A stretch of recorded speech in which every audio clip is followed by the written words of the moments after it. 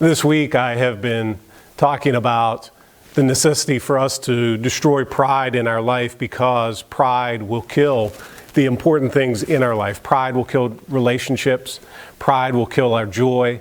Pride will kill our generosity. There's so many good things in our life that pride seeks to destroy. And today I want to talk to you about how pride has the potential to destroy wisdom in our life. I've told you that what pride does is it puffs us up. It makes us bigger than we actually are. And what pride will do is it makes us so big that it crowds everyone else out of our lives. And what happens here as how pride will kill our wisdom is sometimes pride makes us so big that we think we are too talented, that it'll crowd out the insights of others and the help from others. Sometimes pride will make us so big and think we're so smart that we don't need the wisdom of those in our life. And sometimes it crowds out even the wisdom that God wants to give us in our life. Because this is what I know, is that pride, in many ways, is a prison in our life. What pride will do is it'll lock us in and it'll lock others out. And we find ourselves separated and isolated from the important relationships in our life. And that is exactly where our enemy, Satan, would want us to live. I'm sure you have seen the nature shows where there are some lions and they see a herd of antelope and they run after the antelope. And what they seek to do is they seek to get one antelope all by itself, separated and isolated from the rest of the herd.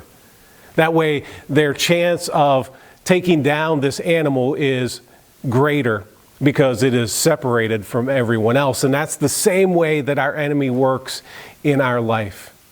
To separate us from other people, to separate us from God, so that we will not have the opportunity to gain from the wisdom of others in our life. Because pride kills wisdom, but it lives in humility. I would say that humility is the greenhouse of wisdom.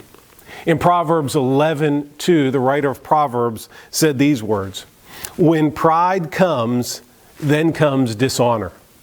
But with the humble is wisdom."